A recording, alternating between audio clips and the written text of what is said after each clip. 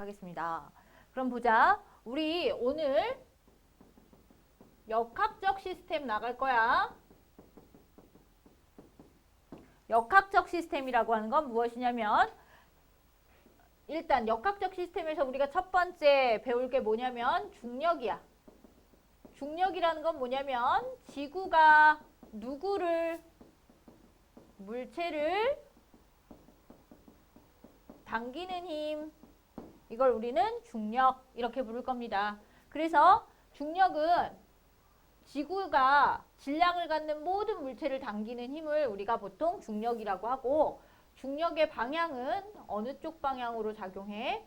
연직 방향으로 작용해. 이렇게 보시면 됩니다. 연직 방향이라는 건 지구 중심 방향이야. 이렇게 생각하시면 됩니다. 됐어? 우리 중력의 크기는 보통 어떻게 구하냐면 질량에다가 중력 가속도 g를 곱해서 우리는 중력으로 표시하고, 요 중력의 크기는 물체의 무게와 동일한 거야 라고 보시면 될 것 같습니다. 됐어? 그러면 우리는 이 중력을 하기 전에 기본적인 역학적 시스템에서 배워야 할 내용들을 좀 알고 넘어갈게. 다 알고 있는 내용이기는 한데 선생님이 아마 아이패드로 올려놓기는 했거든요. 뭐냐면 힘이라는 거. 힘은 물체의 모양과 모양을 변화시키거나 운동 상태. 운동 상태라는 것은 운동 방향이나 또는 운동하는 빠르기. 이런 걸 변화시키는 거. 이런 걸 우리가 힘이라고 표현하고, 힘의 단위는 뉴턴 이런 것들을 쓸 것이며, 힘은 작용점, 힘이 작용하는 곳, 그 다음에 작용하는 방향, 작용하는 크기, 이 세 가지를 세트로 묶어서 힘의 3요소라고 해 라고 하는 걸 배웠을 것이고요. 힘을 배우면 힘과 관련된 법칙에서 운동의 법칙이라는 걸 알게 돼야 되고, 운동의 법칙을 우리는 기본적으로 알고 있어야 하고, 운동의 법칙에는 세 가지가 있어. 뭐야? 첫 번째, 관성의 법칙. 우리 관성의 법칙은 운동 상태를 유지하려는 성질이야 라고 하면서 우리가 뭐하고 연결돼 있었어? 운동량 배울 때 배웠던 거 기억하지? 이거는 넘어갈 거야. 운동 상태를 유지하려는 성질이니까. 근데 이 관성은 우리가 힘의 합력을 우리가 보통 알자힘이라고 하는데, 알자힘의 크기가 0일 때 적용되는 거야 라고 하는 거. 됐습니까? 오늘은 두 번째 뭘 배울 거냐면 가속도의 법칙과 다음에 작용, 반작용의 법칙 이렇게 배울 거거든? 그럼 가속도의 법칙은 뭐냐? 가속도의 크기는 작용하는 힘의 크기에 비례하고 질량에는 반비례해. 이거 기억하지? 그래서 운동방정식 뭐가 나왔어? F는 ma 이런 거 나왔지? 그래서 가속도의 크기는 힘에 비례하고 질량에 반비례 이런 거 나왔을 거고, 작용 반작용은 힘의 상호작용으로서 A하고 B가 서로 A가 B를 물체를 잡아당기면 B도 A를 반대 방향의 크기의 힘으로 잡아당기고 있어. 이런 것들이지. 이러한 거. 힘은 무조건 상호작용으로 작용하고 있다라고 하는 작용 반작용의 법칙을 알아야 하는 거야. 알겠니? 그럼 여기서 또 하나 알아야 될 게 뭐야? 여기서 알아야 될 거, 여기서 우리 가속도 배우고 가야 되겠죠? 그러면 가속도라는 개념을 알기 위해서는 우리가 세 번째 또 뭐를 알아야 되느냐? 속도 개념을 알아야 되지. 속도라고 하는 건 뭐냐면 우리가 어떤 물체의 빠르기나 방향을 표시하는 걸 우리가 속도 이렇게 표현해. 중학교 때는 속도 대신에 뭐 배웠어? 속력. 그때는 방향을 고려하지 않았어요. 우리 절대값 씌워가지고 절대값 딱 씌워가지고 크기만 빠른 것만 비교를 했는데, 속도는 빠르기와 방향을 함께 비교한다는 거. 그러면 속도의 크기는 어떻게 구해요? 델타 t. 여기서 델타라는 것은 무조건 변화라는 뜻이야. 시간이 변할 때 델타 변이가 변화한 양 이거죠. 그러면 변이라고 하는 건 뭐냐? 출발점과 도착점 간의 최단거리라는 것은 무조건 직선거리를 의미하는 거야. 예를 들어서 A에서 출발한 애가 B에 잠깐 도착했어. 여기가 10m야. 그 다음에 C로 갔어. C까지는 4m야. B에서 C까지는. 그래서 C에서 다시 멈췄다가 다시 되돌아왔어. 그래서 결국에 여기 D의 위치에 와 있었어. 이렇게 D의 위치에. 여기서부터 여기까지는 8m야. 됐어? 그러면 이때 뭐라 그래야 되는 거야? 어떤 별이라고 하는 아이가 이동한 거리는 얼마냐? 10m 갔다 4m 갔다 8m 왔으니까 결국에 10 더하기 4 더하기 8 해서 얼마가 되는 거야? 22m의 이동 거리를 걸었지만 이동 거리는 22m지만 실제로 별이라는 사람이 이동한 이동 변이는 얼마냐? 출발점과 도착점, 경로는 무시하는 거야. 알겠어? 변이의 변화를 계산을 할 때는 변이는 경로는 무시하고 그냥 출발점과 도착점 사이에 최단 거리만을 고려를 하는 거야. 이해갔니? 그러면 여기서부터 여기까지가 얼마니? 그럼 여기서부터 여기까지가 4니까 6m가 되겠죠? 됐습니까? 그럼 이동 변이는 6m 이렇게 되는 거야. 그럼 A에서 출발해서 오른쪽으로 6m에 가 있는 거지? 이해갔니? 그럼 얘를 선생님은 플러스 6m 이렇게 할 거야. 이동 변이에서는 크기를 따질 때는 상관없지만 이동 변이만 따질 때는 방향에 따라서 부호가 달라진다는 거. 이해갔니? 그러면 얘는 그러면 총 걸린 시간이 A에서 B를 오는데 2초, B에서 뭐 C를 오는데 4초, C에서 여기를 오는 데는 뭐 2초 이렇게 걸렸대. 그럼 총 시간은 얼마니? 8초. 그러면 얘는 이동 속도가 얼마라고 봐야 되는 거야? 이 운동에서는 8분의 6m. 그래서 이동 속도는 8분의 6m/s야. 이렇게 표현해야 되는 거야. 알겠습니까? 요런 것들을 우리가 속도 이렇게 표현을 할 수 있는 거다. 알겠습니까? 그래서 속도는 시간당 변이의 변화율로서 변이는 출발점과 도착점 사이에서의 최단거리 값을 얘기를 합니다. 이해하셨죠? 다음에 이 속도는 부호가 있어. 0보다 크냐? 0보다 작으냐? 속도에서의 이 부호가 의미하는 것은 무엇이냐? 크기하고는 상관없이 방향을 의미한다는 거. 그럼 플러스 7과 마이너스 7은 크기는 같아. 빠르기는 같은데 서로 반대로 이동하고 있다는 걸 얘기해 주게 되는 거다. 알겠어? 항상 오른쪽이 플러스 뭐 왼쪽이 마이너스 이거하고는 상관없어. 그거는 내가 그건 주기에 나름인 거야. 알겠죠? 여기까지 이해하셨죠? 그러면 우리 지금 속도를 배웠는데 이쪽 거 지워도 되죠? 속도를 배웠는데 그러면 이제 뭐의 개념이 나와야 돼? 가속도의 개념이 나와야 되지. 가속도는 속도가 뭐 하고 있다는 뜻이 되는 거야? 변하고 있어. 이렇게 되는 거야. 그럼 가속도가 생겼다. 가속도는 A라는 기호를 쓸 것이고 단위로는 m/s 제곱을 쓰는데 가속도가 있다는 것은 첫 번째, 빠르기가 변하든지 또는 운동 방향이 변하든지 이런 것들을 다 이런 두 가지 현상이 일어났을 때 우리는 가속도 운동을 해 라고 표현을 하게 되는 거야. 그럼 빠르기의 변화나 방향의 변화를 합쳐서 우리는 뭐라고 부르는 거야? 속도가 변했어 라고 부르게 되는 거고 이런 속도 변화가 있는 운동을 우리는 가속도 운동 이렇게 표현을 하게 돼. 그러면 두 번째, 우리 가속도는 그러면 어떻게 구한다? 델타 T 아까 전에 했어.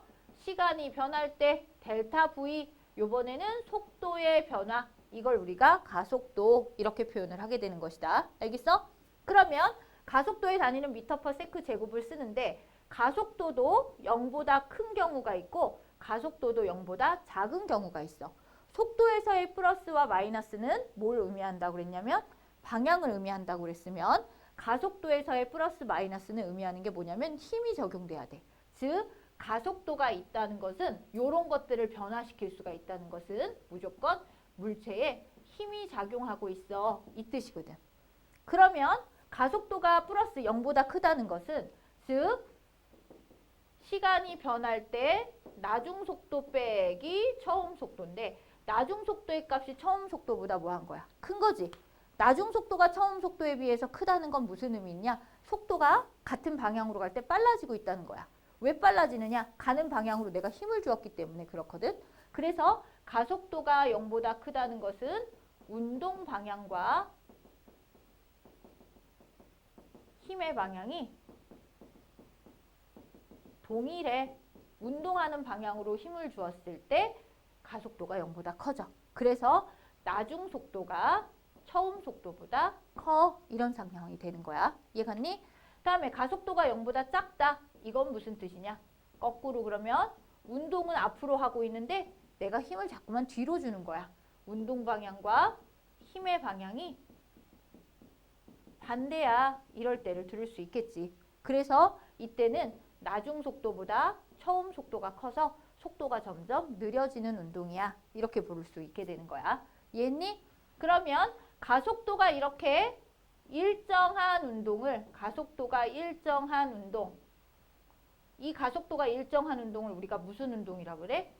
등가속도 운동이야. 이렇게 표현할 거야. 이해갔어? 등가속도 운동은 가속도의 크기가 일정한 거. 이런 운동이야. 등가속도 운동을 하려면 가속도의 크기가 일정하대. 그러면 중요한 거. 알짜힘, 물체에 작용하는 알짜힘이라고 하는 것은 힘의 합력을 의미하는데 이 힘의 합력의 크기가 0이 아니라 일정해야지만 알짜힘의 크기도 일정한 거야. 이해갔어? 그래서 알짜힘의 크기가 일정한 운동일 때는 등가속도 운동을 할 수 있어. 이렇게 되는 거다. 이해했어? 그러면 이거는 물리 1에서 어차피 증명을 할 거라서 증명을 할 필요는 없고 등가속도 공식 3개는 그래도 기억하고 있으면 문제 푸는데 조금 효율성이 있을 것이다. 뭐냐? 나중 속도는 처음 속도. 얘가 처음 속도야. 처음 속도에다 가속도 곱하기 시간을 곱해주는 거야. 가속도 곱하기 시간이 그러면 의미하는 게 뭐예요? 속도의 변화야. 속도 변화량을 의미해. 이렇게 되는 거야. 그래서 속도가 증가하거나 감소한 양을 더하면 나중 속도가 돼. 이거고 이동한 거리는 v0t 더하기 2분의 1 at의 제곱이야. 총 이동한 변이는 이렇게 구할 수 있고 1번, 2번에서 2as는 2 곱하기 가속도 곱하기 이동 거리는 v제곱 마이너스 처음 속도의 제곱 이렇게 나타낼 수 있어. 요거 증명이 궁금하면 아이패드로 올려놨으니까 그거 보고 이해해도 된다. 모르면 다시 질문하셔도 됩니다. 여기까지 정리 한번 빨리 해주세요. 요거 지워도 되지?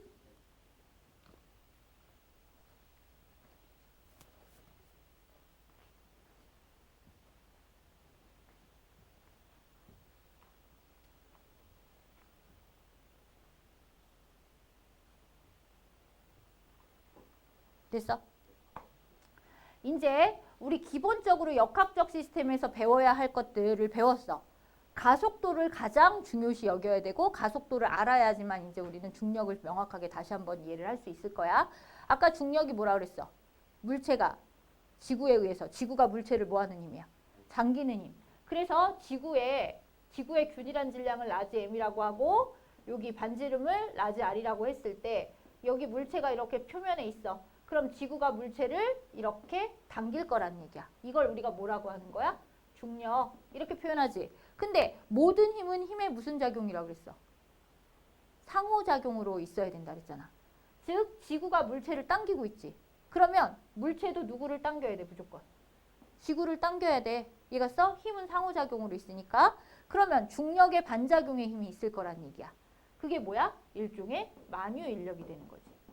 이해갔어? 지구에서의 물체와 지구 사이의 만유인력은 물체에 작용하는 중력의 크기와 같은 거야 라고 생각하면 돼. 됐어? 그러면 만유인력은 보통 만유인력 F는 어떻게 구하느냐? 만유인력 상수에다가 물체와 그 두 물체 사이의 거리의 제곱에 반비례하고 질량에는 비례해. 질량의 곱에는 이렇게 되는 거야. 그러면 지구의 질량, 물체의 질량의 곱에 비례하고 지구의 반지름에 반비례하게 되는 거야. 제곱에 반비례. 이해갔어? 근데 얘가 뭐랑 똑같다 그랬어? 중력이랑 똑같다 그랬지? 중력 어떻게 구해? 질량에다 중력 가속도 상수를 곱해주면 된다 그랬죠?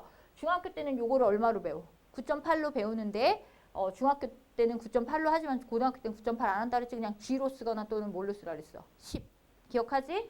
쑥쑥 이렇게 나누잖아. 그러면 중력 가속도는 R 제곱분의 G 라지 M 이렇게 표현할 수 있죠. 일반적으로 중력 가속도는 물체를 갖다 놓는 행성에 따라서 좀 달라질 수 있는데 행성의 질량이 클수록, 즉 목성의 질량이 지구보다 훨씬 더 크죠.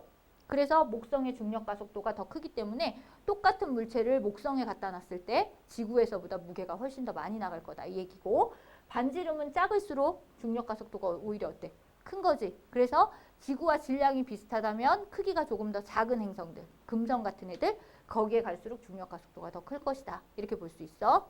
이해갔니? 이렇게 해서 나타냈고, 지구에서도 반지름의 크기가 좀 다르기 때문에 중력 가속도는 위도별로 좀 다르게 나타날 수 있습니다. 알겠습니까? 그래서 중력과 만유인력은 작용 반작용의 관계이기 때문에 동일하다는 거까지 이제 다 기본적인 내용들은 했어요. 그러면 이제 뭐를 할 거냐? 중력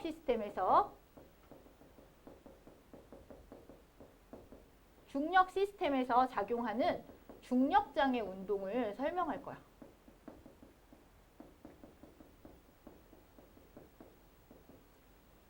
중력장, 지구의 중력이 작용하는 공간 안에서의 운동이라는 뜻이야.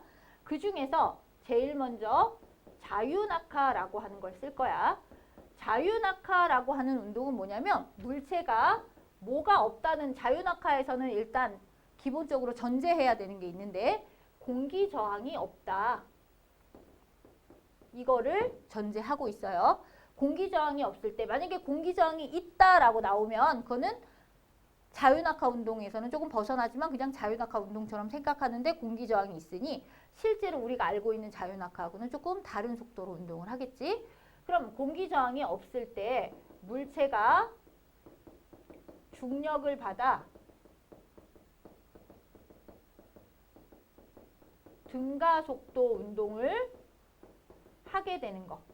이해갔어? 그럼 등가속도 운동을 하니까 속도가 일정하게 빨라지거나 느려지는데 중력의 방향과 운동 방향이 같거든요. 아래로 낙하하는 거니까. 그래서 속력이 일정하게 빨라지는 운동을 하게 돼. 이런 걸 우리가 자유낙하 운동이라고 할 거야. 됐니? 그러면 여기에 A라는 아이가 있고 여기에는 B라는 아이가 있는데 A라는 아이의 무게는 1kg고 B라는 아이의 무게는 2kg라고 해봐. 그러면 우리는 각각에 작용하는 중력을 계산할 수 있죠. 얘는 중력이 얼마야? 1 곱하기 G가 되는 거고 얘는 2 곱하기 뭐가 될까? G가 돼. 그러면 중력의 크기는 누가 더 커야 되는 거야? B가 더 커. 이렇게 되겠죠. 이해갔어? 근데 우리는 얘네들이 중력의 방향으로 운동할 때 등가속도 운동을 한다 그랬지? 그럼 어떤 운동을 하느냐? F는 MA에 의해서 운동을 하겠지. 그럼 A 같은 경우에는 1 곱하기 G라는 힘을 받았는데 1kg의 운동이 질량을 갖는 아이가 운동할 거야. 그럼 가속도가 중력 가속도 G가 되게 운동을 할 것이고 얘도 마찬가지로 2 곱하기 G가 2 곱하기 A 프라임이니 A가 중력 가속도 G가 되게끔 운동할 거야. 그러면 중력 가속도라는 건 뭘 의미하는 거야? 박 선생님한테 달라 그래. 그러면 얘는 둘 다 일정한 빠르기로 속도가 증가하는 거지. 얼마큼씩 빨라질 것 같아? G씩 빨라지잖아. 1초에 10m/s씩 빨라질 거야. 이해갔어? 그러면 속도 변화가 같으니까 예를 들어서 A가 요 정도 위치에 왔어. 그러면 공기 저항이 없을 때 얘도 똑같은 속도로 빨라지는 거니까 얘도 이만큼 위치에 와 있어야 되는 거야. 얘가 지표에 거의 다 왔어. 그 다음 시간에. 그럼 얘도 지표에 거의 뭐 하게 되는 거야? 닿게 되는 거지. 얘네들은 이렇게 똑같은 속도로 빨라지게 되는 거야. 이해갔니? 이러한 운동을 우리가 자유낙하 운동이라 그래. 그럼 자유낙하 운동은 물체마다 작용하는 뭐는 다를 수 있어도 중력은 다를 수 있지만 가속도는 동일하기 때문에 공기 저항이 없을 때 질량에 상관없이 얘네들은 낙하하는 속도가 어때야 된다는 얘기지? 같아야 돼. 이렇게 놓을 수 있는 거야. 이거 이해갔니? 그러면 얘네들은 연직 방향으로 중력 방향으로 이제 이렇게 중력을 받았을 때 얘네들은 그러면 공식을 만들어낼 수 있는데 등가속도 공식 아까 전에 그냥 외우라고 했던 거 저거 이제 이해하죠 저거? 그럼 얘는 처음 속도가 얼마가 돼? 자유낙하 운동에서는 0이죠. 가속도가 얼마가 돼? 중력가속도 g지. 그러면 한 50초 동안 또는 저 꼭대기에서 상공에서 공기 저항이 없을 때 한 낙하를 시켰는데 두 물체가 뭐 3초 후에 속도가 얼마니? 뭐 이런 거 물어볼 때. 그러면 0, 1초일 땐 10, 2초일 땐 20, 3초일 땐 뭐가 되겠어? 뭐 30 이런 식으로 될 거 아니야. 그래서 나중 속도는 gt 이렇게 되는 거야. 그러면 낙하하는 높이, 낙하 이렇게 내려온 거리 그 높이는 v0가 0이니까 2분의 1 gt제곱 이렇게 되겠지. 그럼 여기서 하나 더 할 수 있어. 뭐 하나 할 수 있어? t제곱은 g분의 2h 이렇게 나타내지. 그러면 얘가 지면에 닿는 시간 또는 뭐 몇 미터를 낙하할 때의 시간이야. 낙하 시간은 루트 g분의 2h 이렇게 될 수 있는 거야. 그러면 낙하 높이만 같으면 중력 가속도 똑같을 때 얘랑 그래서 똑같은 시간 동안에 낙하를 할 수밖에 없어. 이렇게 되는 거지. 이해했어? 다음에 마지막 2GH는 V제곱 이런 거 있죠? 그러면 여기서 결국에 V는 어떻게 나타낼 수 있어?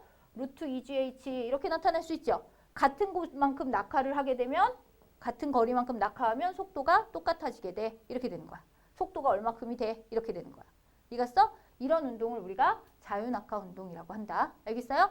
그럼 자유낙하 운동에서 공기 저항이 없을 때 물체가 중력을 받아서 이렇게 등가속도 운동을 하기 때문에 동시에 떨어지게 되는 거야. 알겠어?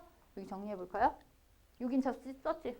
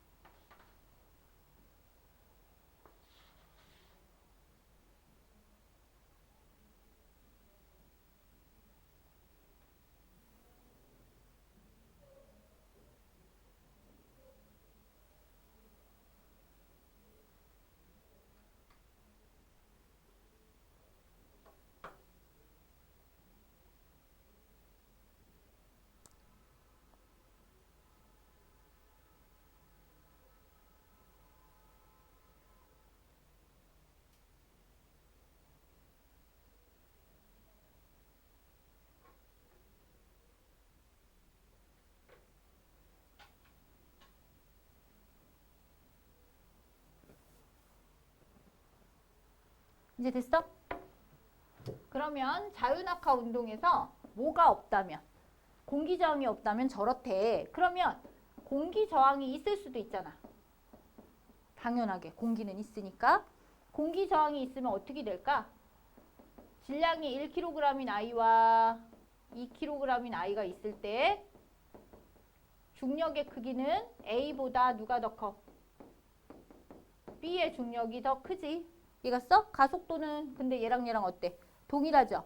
근데 여기에는 공기 저항력이 있을 때 공기 저항력은 무거운 애보다 가벼운 애에게서 더 크게 작용을 해. 실질적으로 공기 저항력 자체는 저항력의 크기만 보면 이쪽이 더 크거든요. 하지만 질량이 크기 때문에 그것의 영향이 그렇게 크지 않게 느껴지는 거지. 그러면 얘가 요만큼 떨어질 때 공기 저항력이 요 A가 더 크게 작용을 했을 때 얘가 이만큼 떨어질 때 A는 요밖에 못 떨어지는 거야. 얘가 써 빨라지기는 하는데 얘가 이만큼 떨어지면 얘는 요만큼밖에 못 떨어지는 거야. 이해했니? 그러면 누가 더 빨리 떨어지는 거야? 무거운 애가 가벼운 애에 비해서 실질적으로 빨리 떨어져야 되는 거지. 이해갔어? 그래서 그냥 중학교나 아니면 통합과학 범위에서는 공기저항력이 질량이 작은 아이에게 더 크게 작용을 해서 더 늦게 떨어진다. 요 정도까지만 하면 시험 보는데 문제가 없고요. 실질적으로 이게 더 궁금하면 뭐가 되냐면 알짜 힘이라는 거 아까 했었지. 알짜 힘이라는 걸 했을 때 이거는 이제 TMI니까 그냥 들으세요.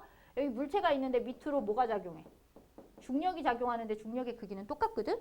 그럼 낙하할수록 위로 뭐가 작용할까? 공기 저항력이 작용하거든? 공기 저항력은 반대 방향으로 작용을 하게 돼. 그럼 물체가 작용하는 알짜 힘은 중력에서 공기 저항력을 뭐 해줘야 돼? 빼줘야 돼. 근데 일반적으로 공기 저항력은 어떻게 구하냐면 저항상수 K 곱하기 V, 그때의 속도. 속도가 빠를수록 그래서 공기 저항이 훨씬 더 큰 거야. 진짜 우리가 막 쌩 지나가면 저항을 더 크게 받는다고 볼 수 있는 거지. 그러면 밑으로 내려올수록 저항력이 더 어떻게 되겠어? 점점 증가하겠지. 왜? 밑으로 내려올수록 뭐가 커지니까? 속도가 빨라지니까. 이해갔니? 그러면 중력의 크기는 일정한데 공기 저항력의 크기는 점점 커지니 알짜 힘의 크기는 점점 어떻게 되겠니? 작아지겠지. 그럼 어느 순간에 알짜 힘이 얼마가 될 때가 나오게 돼? 0이 될 때가 나오게 되거든? 그 그래프를 보게 되면 시간당 속도가 이렇게 일정하게 증가하는 것은 등가속도 운동, 즉 자유낙하 운동이야. 가속도가 중력 가속도 G가 되는. 근데 낙하할수록 공기저항력이 커지면 알짜 힘의 값이 줄어들지. 그럼 가속도의 값도 줄어들어야 되기 때문에 점점 이런 식으로 되다가 어느 순간에 속도가 일정한 구간이 나오게 돼. 이게 공기저항이 있을 때야. 이겼어? 그럼 이때는 속도가 일정하니까 중력의 크기와 저항력의 크기가 어때? 일정해져서 그래. 근데 중력의 크기가 얘는 1G고 얘는 얼마야? 2G지. 이해갔어? 그러면 저항력이 가장 더 클 수 있는 애가 누구야? 얘죠. 알짜 힘이 0이 될 때까지. 그럼 얘가 B라면 A는 공기 저항력이 아무리 커져도 G까지밖에 안 되잖아. 그럼 속도가 더 어때? 작은 곳에서 등속 운동하는 구간이 생길 수밖에 없겠지. 그럼 A는 어떻게 생기냐면 이런 식으로 생기게 돼. A는. 속도가 조금 더 작은 곳에서 이렇게 등속 운동하는 구간이 생기게 되는 거야. 이때 공기 저항력하고 중력이 같아져서 알짜 힘이 0이 될 때의 속도를 구할 수 있지. 요걸 우리가 보통 종단 속도라고 하게 되는 거야. 그러니까 종단 속도가 B가 A보다 더 무슨 상태가 돼? 큰 상태가 되지. 그러면 같은 시간 동안에 이동한 거리를 측정하면 B가 A보다 어때? 크지. 그렇기 때문에 B가 더 이동거리가 같은 시간 동안에 크니까 똑같이 낙하했을 때 B가 이만큼 떨어질 때 A는 요거밖에 못 떨어지는 거야. 그래서 B가 더 빨리 지면에 도착할 수 있는 거죠. 알겠습니까? 요거는 이제 종단 속도의 개념을 알아야 되는 건데 이것까지는 모르셔도 상관없어요. 아시겠죠? 어쨌든 공기 저항력은 질량이 뭐 할수록 작을수록 더 크게 작용한다라는 것만 이해하시면 됩니다. 알겠어? 궁금한 거 없어요? 공기 저항은 부피하고는 상관없어요. 실제로 여기서는 부피가 클수록 공기 저항이 훨씬 더 큰 거거든? 근데 여기서 말하는 건 그냥 질량이 크면 결국에 크기가 크잖아. 그래서 그렇게 표현하는 것 같아요. 근데 이제 질량이 크더라도 얘를 이렇게 막 꼬깃 해가지고 부피를 작게 하면 공기 저항력은 좀 줄어들 수 있죠. 오케이?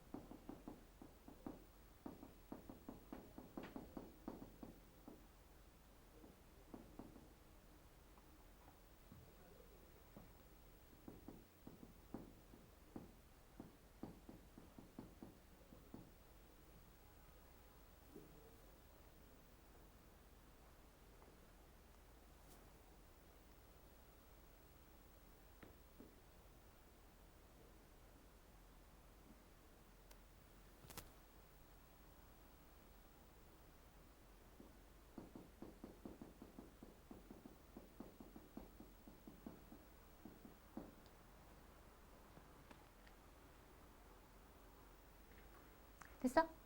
보자. 수평으로 물체를 던졌을 때의 운동을 보면 다른 말로 포물선 운동이라고 하는 거야. 그러니까 얘를 이렇게 훅 하고 던지는 거지. 그러면 내가 얘를 옆으로 훅 하고 던졌대. 수평 속도 V로 던졌대. 근데 내 손을 벗어나면 얘는 누구만 받고 운동하니? 연직 아래로. 중력만 받고 운동하니까 중력장 내에서의 운동이 되는 거야. 근데 내 손을 벗어나면 얘는 힘은 어느 쪽으로 받아? 중력이라는 것을 연직 방향으로 받지. 그러므로 연직 방향으로는 무슨 운동을 하게 되는 거야? 등가 속도 운동을 하게 돼. 중력의 크기가 일정하니까. 근데 수평 방향으로는 처음 속도가 V인데 힘을 안 받거든? 힘을 받지 않는 물체는 우리가 무슨 운동한다고 배웠어? 등속 직선 운동한다고 배웠잖아. 속도가 항상 일정한. 그렇기 때문에 얘는 V라는 속도로 속도가 일정한 운동을 하게 되고 이런 걸 우리가 등속 직선 운동이라고 하는 거야. 그러면 얘는 자유낙하인 등가속도 운동과 등속 직선의 운동을 한 번에 하게 되는 거야. 이해갔니? 그래서 수평 방향으로의 운동과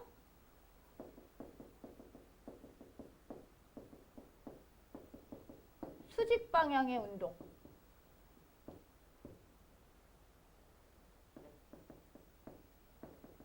방향의 운동이 이렇게 두 가지로 나타나게 되는 거야. 아까 자유낙하에서는 어떤 방향의 운동만 있었어?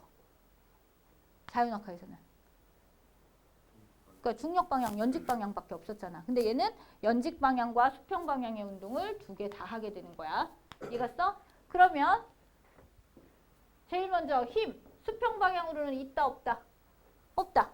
연직 방향으로, 수직 방향으로는 중력이라는 힘을 갖는다.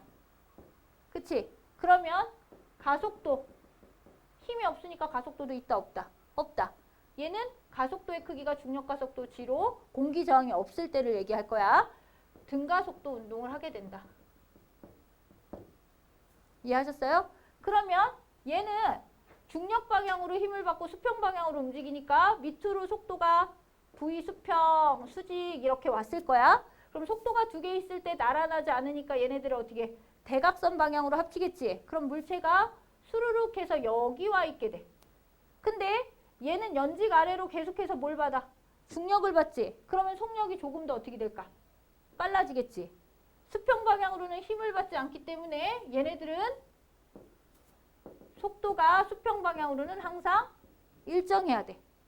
얘는 점점 뭐 해야 될까?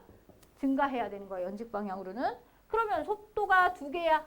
그럼 어떻게 해야 되겠어? 또 대각선 방향으로 합성해서 그려놔야 되겠지. 이렇게.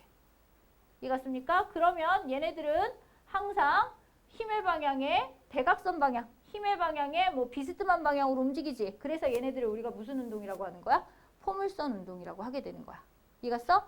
그래서 얘네들은 여기에서 떨어뜨리면 바로 자유낙하처럼 이렇게 바로 고기에 떨어지는 게 아니라 이렇게 고기에 떨어지는 게 아니라 여기서는 더 빨라지고 수평 속도 똑같으니까 대각선 더 이런 식으로 되겠죠. 이해갔어? 지면에 그대로 떨어지는 게 아니라 수평으로 x만큼 이동하여서 떨어지게 돼. 이렇게 되는 거야. 이해갔어? 이걸 우리가 x를 수평 이동 거리 이렇게 표현할 거야. 이해갔니?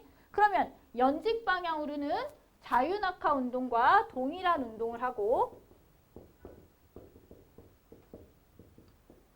수평 방향으로는 등속 직선 운동을 하게 되는 거야. 이해갔어? 그래서 얘네들은 포물선 경로로 운동을 하게 돼. 이렇게 되는 거야. 그럼 여기서 지면에 낙하하는 낙하 시간은 자유낙하로 낙하를 하나 포물선으로 낙하를 하나 어차피 어때야 되는 거지? 같아야 되는 거지. 그래서 아까 전에 낙하 시간은 아까 어떻게 구한다 그랬어? 자유낙하 운동에서. 루트 G분의 EH 이렇게 나타내는 거야. 그래서 낙하한 높이를 집어넣어서 낙하 시간을 계산할 수 있어야 되는 거고 그때 수평 이동 거리는 그 t초 동안 이동한 거리지. 이동 거리 어떻게 구해? 속도에다가 수평 속도에다가 낙하 시간 t를 곱해주면 돼. 이렇게 되는 거야. 이해갔습니까? 그럼 공기 저항이 없을 때 포물선 운동을 하는 애나 자유낙하를 하는 애나 지면에는 동시에 도착하지만 자유낙하하는 애들은 그대로 그 밑에 도착한다면 수평으로 이동한 애들은 조금 x만큼 떨어진 속도 거리에서 도달을 하게 돼. 이거야. 그러면 같은 높이에서 낙하를 시켰을 때 낙하 시간은 동일하지. 그러면 수평 속도가 크면 클수록 더 멀리까지 뭐 할 수 있어? 날아갈 수가 있게 되는 거다. 이해갔니? 여기 정리해 주시고요. 이거 지워도 되죠?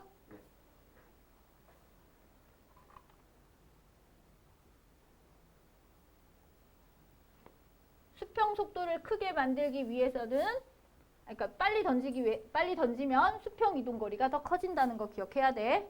알겠지? 여기다 써줄까요?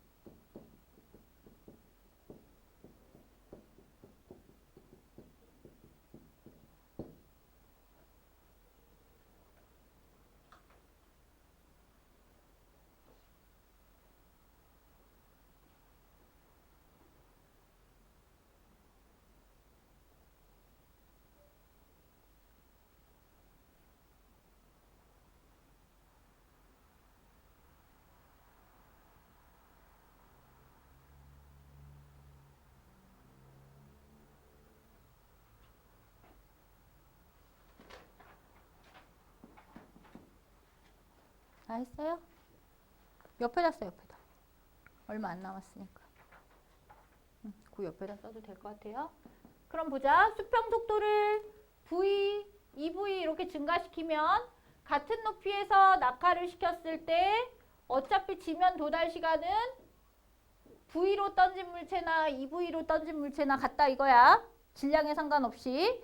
근데 2V로 던지면 수평 이동 거리가 훨씬 더 어떻게 돼? 증가하지. 그래서 V로 던졌을 때보다 2V로 던졌을 때 수평 이동 속도가 더 커진다. 이걸 이용한 게 뭐야? 뉴턴이 사고 실험을 한 거야. 뉴턴이 사고 실험을 했다는 건 생각으로 했다는 거지. 증명을 했다는 거지. 실제로 이렇게 인공위성 쏘아본 거는 아니야. 뭐냐면 지구가 이렇게 둥글어. 내가 여기서 어떤 일정한 빠르기로 공을 던져. 그럼 이 공은 계속해서 뭐 할 거야? 낙하할 거야. 그러면 결국에 던졌는데 낙하하니까 이렇게 포물선 운동을 돌 거 아니야. 포물선 운동으로 이렇게 돌아야 될 거 아니야. 그치? 그럼 언젠가는 지면에 뭐 하겠어? 떨어지겠지? 떨어질 수밖에 없지. 이렇게 아무리 세게 던져도 얘가 쑥 해서 저 멀리 어딘가에서는 떨어질 거 아니야. 그런데 우리가 충분히 아주 빠른 속도, 보통 지구의 자전 속도보다 조금 더 빠르게, 지구의 자전 속도보다 빠르면 1초에 8km 가는 속도로 던졌다 이거야. 엄청나게 빠르지. 그 정도로 던지면 얘가 포물선 운동을 하기 때문에 멈찌감치 뭐 할 거야. 이렇게 가서 떨어지기는 해야 돼. 근데 떨어져야 되는데 지구는 뭐 하니까? 둥글잖아. 지구는 둥그르니까 얘가 이렇게 떨어지기 전에 지구의 지면이 이렇게 돌아온 거야. 이해갔어? 얘가 쭉 가서 이렇게 떨어져야 되는데 지구가 돌아서 간 거야. 이해갔어? 그래서 충분히 빠른 속도로 던졌을 때는 얘가 지면에 이렇게 도착하기 전에 얘가 먼저 이렇게 돌아와 있어. 지표면이. 이해갔어? 그럼 닿겠어? 못 닿겠어? 못 닿겠죠? 그래서 뉴턴은 어떤 속도, 지구의 자전 속도보다 더 빠른 속도로 던지면 수평 속도를 던지면 지면에 낙하하긴 하지만 지면에 닿지를 못하는 거야. 닿기 전에 지면이 돌아가 버려서. 이해가셨습니까? 이렇게 있으면 그대로 있으면 수르륵 해서 이렇게 떨어져야 되는데 지면이 얘가 이렇게 내려오고 있는데 이렇게 지면이 돌아가 버린 거야. 이해갔어? 그래서 던지면 지면에 도달하지 않고 계속 지구를 공전하게 돼. 지구 둘레를 돌게 돼. 이런 얘기를 하게 된 거야. 그래서 이것 때문에 인공위성의 그 날아가는 속도 있죠. 발사 속도가 결정되게 된 거다. 아시겠어?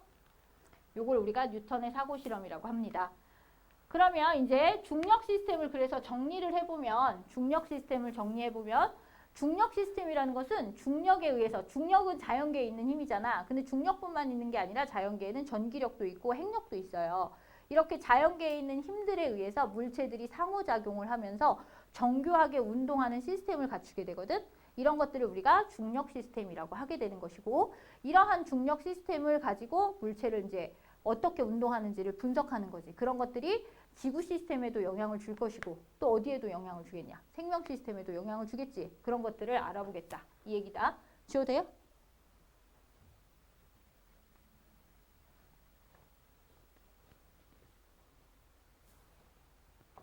그러면 중력이라는 힘이 지구 시스템에 영향을 줄 거야. 우리 근데 저번 시간에 배운 판구조론에는 중력이 영향을 주냐? 주긴 하지. 멘틀의 대류, 상승운동, 하강운동도 무게 차이 때문이니까 어쨌든 중력이 영향을 주기는 하죠. 그렇지만 걔네들을 운동시키는 원동력 자체는 멘틀의 대류라는 힘인 거죠. 이해갔어? 근데 그것도 어쨌든 중력 시스템 때문에 생성되게 되기는 하는 거야. 그러면 중력이 지구 시스템에 영향을 주는 것들을 보면 지표면 근처에 대기가 형성돼 있지. 대기권이. 대기층을 형성했어. 그래서 지표면 근처부터 어떻게 대기권의 높이에 따라서 온도 변화가 따르거든. 어떻게? 대류층, 성층권, 그 다음 뭐 있지? 중간권, 열권 이렇게 있나? 그래서 높이에 따른 온도 변화, 지그재그. 이것 때문에 대기층이 형성이 되게 돼 있어. 그렇게. 이해갔니? 그러면 지구의 대기 상태는 중력의 영향으로 대부분의 기체들이 어디에 모여 있게 돼? 대류층에 모여 있게 되지. 또한 그 안에 수증기라고 하는 무거운 기체들은 대부분 다 어디에 모여 있게 돼. 그래서 중력이 센 대류층에 있게 되는 거거든. 그래서 거기 안에서 뭐가 나타날 수 있냐면 일기 현상이 나타나게 되는 거야. 요거는 다음 주에 할 겁니다.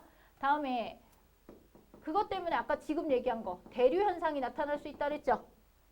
이해갔어? 그래서 가열과 냉각에 의해서 밀도 차이가 생기게 되고 그 밀도 차이 때문에 중력 차이가 생기게 돼서 대류 현상이 나타나게 되는 거야. 그래서 물과 해수의 순환이 나타나는 거야. 이렇게 되는 거다. 됐어? 다음에 달과 지구에 인력이 발생하기 때문에 조류, 밀물과 썰물이 생길 수가 있게 되는 거다. 알겠어요? 이런 것들이 다 중력이 지구 시스템에 영향을 미치는 거고요. 중력이 생명 시스템에도 영향을 미칠 수 있다고 그러거든요.